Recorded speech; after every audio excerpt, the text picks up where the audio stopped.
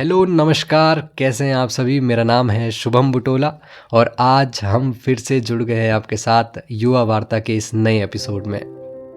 देखिए बीते कुछ दिनों में वक्त की काफ़ी किल्लत रही है, तो जो एपिसोड आपको रविवार को हम देते थे वो एपिसोड आज आपको एक दिन डिले यानी कि सोमवार को हम दे रहे हैं। इसके लिए तो हम पहले खेत जताते हैं और आगे बढ़ते हैं आज के एपिसोड की तरफ। तो आज का जो एपिसोड होने वाला है वो हम किसी टॉपिक पे बात नहीं करेंगे, हम बात करेंगे जस्ट रैंडम थॉट्स के बारे में, क्योंकि इतना वक्त भी नहीं था कि हम प्रिपेयर करें, रिसर्च करें, कुछ देखें, कुछ लिखें, स्क्रिप्ट बनाएं। नहीं, इतना वक्त नहीं था। पर ऐसा नहीं है कि हमारे पास कुछ प्रिपेयर्ड नहीं है। कुछ ऐसी चीज़ें हैं जो इस पॉडकास्ट से अलग, इन सब चीज़ों से अलग हमारे पास हमेशा प्रिपेयर रहती है। वो है जो कुछ भी हम लिखते हैं, थोड़ी बहुत राइटिंग, थोड़ी बहुत पोइट्रीज, थोड़े बहुत विचार कभी हमारे मन में आए तो हमने उन्हें लिखा, और ऐसे ही दिनों के लिए आज वो काम आ रहे हैं कि हम आपके सामने उन विचारों को रखेंगे। कई बार जो है जिन कविताओं को हम काट के फेंक देते हैं कि चलो ठीक है, वही स्क्रैप्स में से हम निकाल के जो है आपके सामने आज रखेंगे। आशा करते हैं आपको पसंद आएगी। ठीक है, तो सबसे पहली जो कविता है वो है बूंद, ड्रॉपलेट्स जो होती है पानी की। देखिए इस कविता का एक आपको किस्सा सुना है कि आप देखिए कई बार क्या होता है ना, जो आपके दोस्त होते हैं, आपके प्रियजन होते हैं, जिनसे आप प्रेम करते हैं, जिनको आप एडमायर करते हैं, आप प्रेम से विवश होकर उनका नाम रखते हैं। ठीक है, माएँ अपने बच्चों का नाम कितना भी बड़ा हो, गोविंद हो तो गोलू, चिंटू, मिंटू, जो भी है, ऐसे छोटे छोटे नाम रखती हैं। ठीक है, कोई छोटा भाई हो तो उसका नाम रखा जाता है, जैसे हमारे एक भाई हैं संची। तो ऐसे ही बहुत आप जो है अपने जिनके भी भाई बहन होंगे या फिर कोई प्रेयसी होगी, उनको नाम दिए जाते हैं छोटे छोटे। ठीक है, तो ऐसा ही एक नाम था बूंद। ठीक है, अब ये हमने किसे दिया था ये तो बात करने का मुद्दा नहीं है। बात करते हैं इस कविता की तरफ। तो कविता कुछ इस तरह है कि आज बूंद तुझको दे रहा हूँ मैं अपने सारे ख्वाब, और आज बूंद तुझको दे रहा हूँ मैं अपने सारे ख्वाब, और इजाज़त तुझे कि तू बसर करे मेरी निगाह में। लगे जो घाव और जो ज़ख्म चाहे टूट जाएं रिश्ते कई, लगे जो घाव और जो ज़ख्म चाहे टूट जाएं रिश्ते कई, कद्र इस कदर करूं तू निगाह से हिले नहीं। मैं धूल फितरत हूँ लूटता बूंदों के सारे नूर को, मैं धूल फितरत हूँ लूटता बूंदों के सारे नूर को, तू किसी सीप की आबरू है गौहर शर्म से तुझे मिले नहीं। और आगे कहते हैं कि बूंद तू शायद जानती नहीं ये राज अभी, बूंद तू शायद जानती नहीं ये राज अभी, अगन चित पर कितना असर करती है तेरी सादगी। तू जो मेरा अक्स हो तो सफ़र जाने कैसा शख्स हो, पूरक न हो न सही दिल कहलाती शाम कोई, पर ये रास्ते वो रास्ते हैं जिनका कोई अंजाम नहीं। पूरक न हो न सही दिल बहलाती शाम कोई, पर ये रास्ते वो रास्ते हैं जिनका कोई अंजाम नहीं। तो ये जो है हमने एक छोटी सी रचना की थी। खैर आगे बढ़ते हैं। देखिए हम आपको एक अपने एक जीवन का एक छोटा सा किस्सा सुनाते हैं। हम नहीं जानते कितना आप इससे रिलेट करेंगे, कितना आप इसको समझ पाएंगे, पर हमारे लिए काफ़ी छोटी सी बात हुई थी एक बार हमारे साथ। तो एक बार क्या हुआ था, हमारे घर के पास जो है काफ़ी तेज़ वर्षा हुई थी, तूफ़ान हुआ था, और उसके बाद जो है घर में पानी भराया था, पत्ते भराए थे, इतना तेज़ तूफ़ान हुआ था। तो हमारी माता श्री जो थी वो जो है पानी को साफ़ किए जा रही थी। ठीक है, अब जब पानी साफ़ कर रहे थे बरामदे से, उसे जो है बाहर गिरा रहे थे, साफ़ करते हुए क्या है कि बहुत सारे ना जो कॉकरोच होते हैं, ठीक है, घर में कॉकरोच थे, वो जो है उसके पानी के साथ बाहर आ रहे थे। ठीक है, ज़्यादातर उनमें से मरे हुए थे लगभग, क्योंकि वो चल नहीं रहे थे, हिल नहीं रहे थे, और हम भी देख रहे थे मम्मी को साफ़ करते हुए।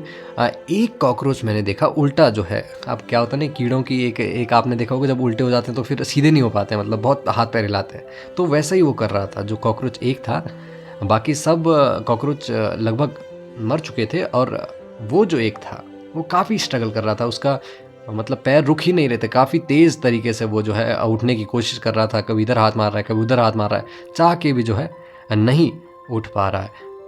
और हमें लगा यार कि देखिए जीवन भी काफ़ी कुछ ऐसा ही है कि देखिए जीवन को अगर आप ये पानी मान लीजिए, चलता हुआ पानी, और हम सब ऐसे ही हैं, कॉकरोच जो है जीवन में जो है फंसे हुए हैं कहीं ना कहीं, सीधे नहीं हो पा रहे हैं अपने पैरों पर।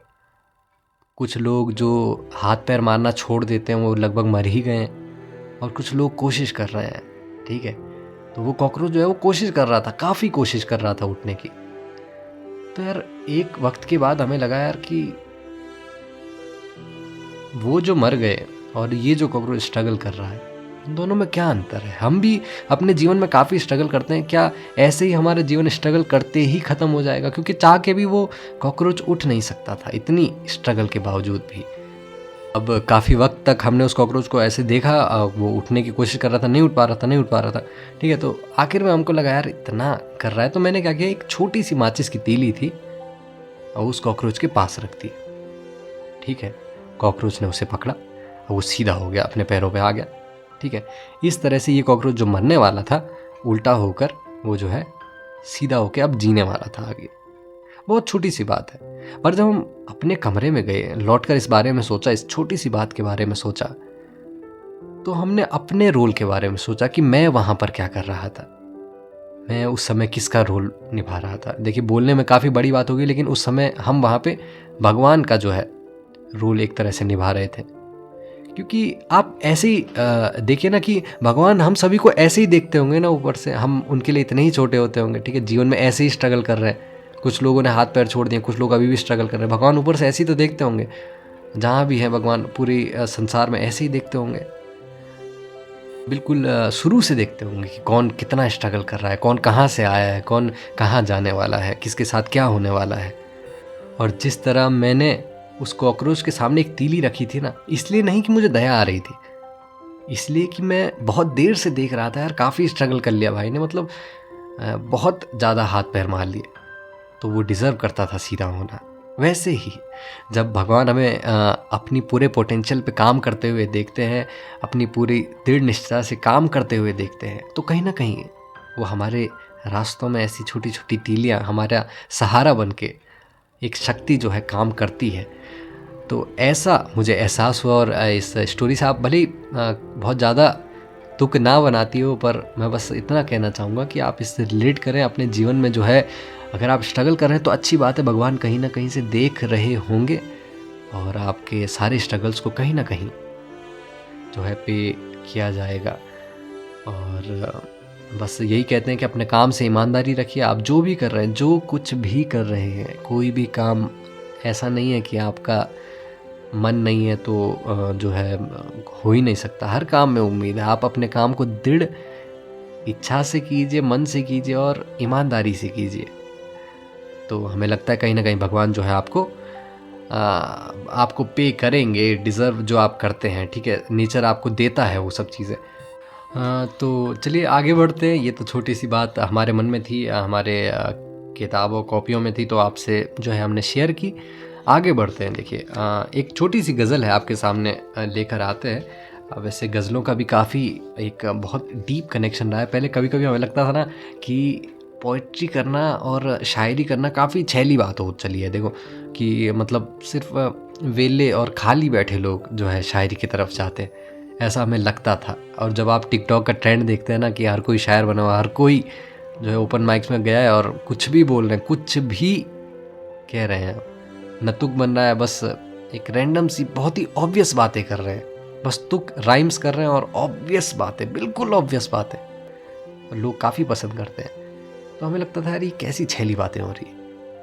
पर जब हम पढ़ते हैं असली शायरों को, जो प्रसिद्धि के इतने ऊपर नहीं पहुँचे अभी, सोशल मीडिया के स्टार नहीं बने, पर जो उन्होंने लिखा है वो इतनी कम शब्दों में इतनी डीप लाइंस कह गए हैं कि काफ़ी जो है असर पड़ता है। जैसे तहज़ीब हाफ़ी, जो आपने सुना होगा, काफ़ी मशहूर शायर है तहज़ीब हाफ़ी।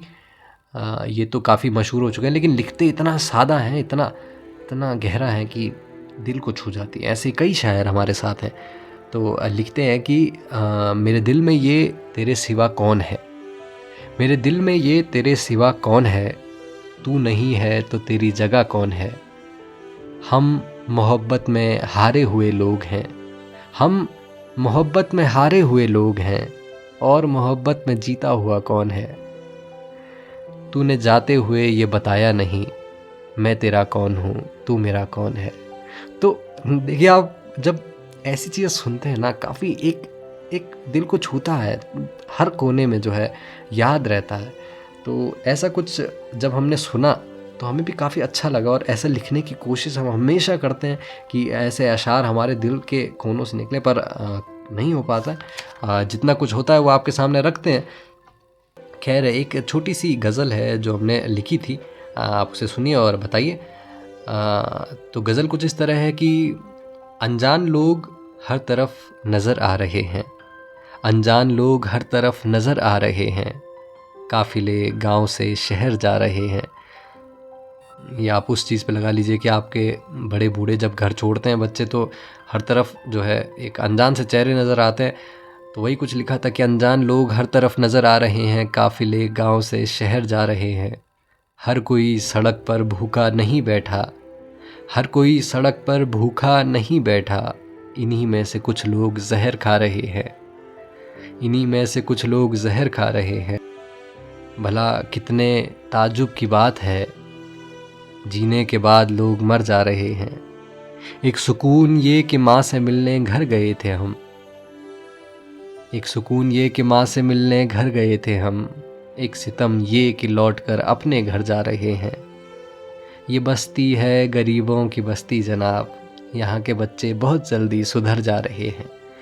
तो ऐसी कुछ छोटी सी एक कविता थी और ये गज़ल थी। तो ऐसे ही हम लिखते हैं, कभी कभी थोड़ा बहुत लिखते हैं, जो अच्छा लगता है वो आपके साथ शेयर करते हैं, और आज हमने उन्हीं में से कुछ आपके सामने रखा। खैर, सम अप करते हैं आज के एपिसोड को। आज का एपिसोड आप लेके चलिए, काफ़ी एक नॉर्मल सा, एक प्यारा सा एपिसोड रहा, जिसमें हमने आपसे बातें की, कुछ अनस्क्रिप्टेड बातें की, कुछ लिखा जो था वो आपके सामने शेयर किया। खैर, मिलते हैं आपसे अगली बार, तब तक जो है वेट कीजिएगा, हम भी आपके लिए कुछ प्रिपेयर करेंगे, नहीं तो ऐसे ही दिल की बातें करते रहेंगे, क्योंकि बात करना कभी कभी अच्छा लगता है हमें। तो चलिए, वक्त हो चला है 7:30, हमारे यहाँ तो बज गए 7:30। खैर, चलते हैं, मिलते हैं आपसे युवा वार्ता के एक नए एपिसोड में। ठीक है, चलिए बाय। देखिए, अगर अभी भी आप यहाँ पे बैठे हुए हैं और सुन रहे हैं, तो क्या सुन रहे हैं भाई साहब आप? चलिए, काम कीजिए और जीवन में जो है सकारात्मक चेंजेस लाइए। मिलते हैं आपसे, बाय बाय।